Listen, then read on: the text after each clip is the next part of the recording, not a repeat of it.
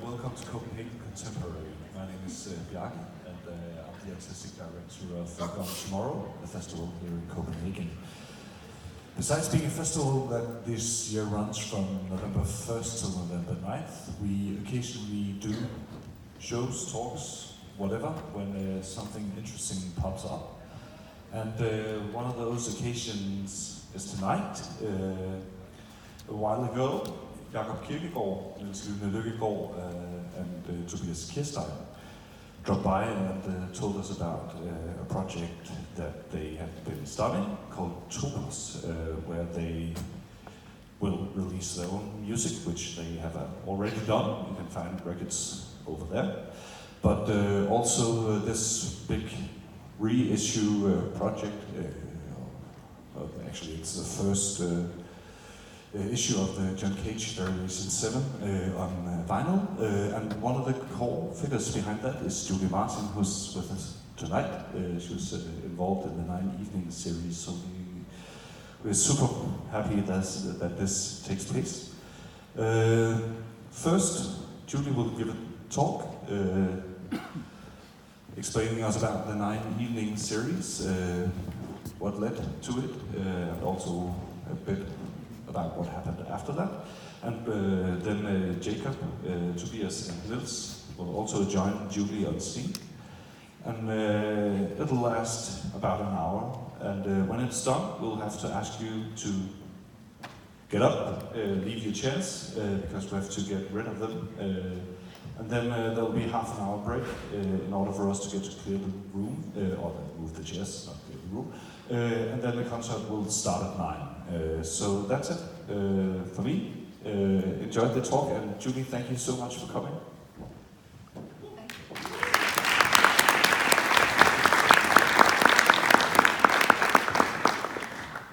I'll try to work this microphone. If I turn my head and you can't hear it, there's somebody shout so they can't hear.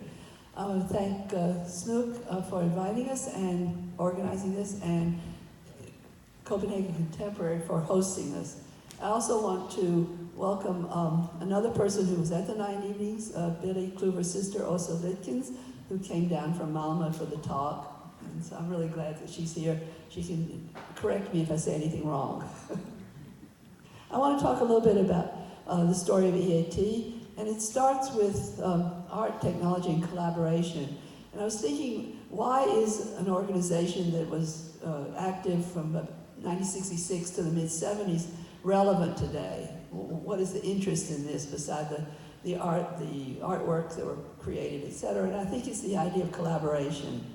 This idea that Billy Kluver and Bob Rauschenberg had of the collaboration between individuals, artists and engineers working together on projects suggested by the artist, but that could be changed or developed in ways that neither of them then thought. So this personal relationship between the artist and the engineer that could lead to new possibilities, both in art, engineering, and for society, is something that I think continues to resonate. So I think you'll find this is a thread that runs through all of these projects that I'm going to talk about. As I said, let's start with Billy Kluver, who was, he loved to say born in Monaco, but grew up in Sweden and attended Tekniska Högskolan there. When he graduated, he immediately immigrated to America and went to University of California, got a PhD in electrical engineering, and then went to Bell Telephone Laboratories, which was at that time was the preeminent laboratories for engineering in the United States. They gave their researchers a lot of leeway to do what they wanted, and one of the things Billy liked to do was go to New York, where he began to meet artists and filmmakers and other people active there. In early 1960, he got a letter from Pontus Hultén, who was then director of Moderna Museet in Stockholm, saying Jean Tingley is coming to New York and has an idea, help him out. What Jean wanted to do was build one of his Metamatic drawing machines that not only drew but destroyed itself at the same time it was drawing.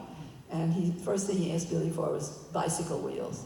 So Billy found a shop in Berkeley Heights, New Jersey with a lot of old bicycle wheels and began to bring them into Tingley. And he began to build this machine in geodesic dome, a Bucky-Fuller dome that was on display in the garden.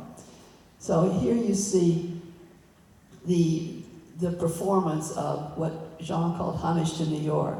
So to the right, your right, you see a roll of paper that was going to be the drawing, a piano, and hundreds of bicycle wheels. Billy turned to his colleagues at Bell Labs, who developed a series of triggers that would trigger certain destructive events. Resistors would heat up and melt the glue holding the members together. A fire would be lit. Gasoline would be poured on the fire, and different events that led to the destruction of the machine. From working with Jean, he began to feel that he had something to offer to artists. He first began to think of it as a new palette that he could offer. So he would invite artists to come and visit him at Bell Labs. This is Bell Labs Murray Hill in the 60s.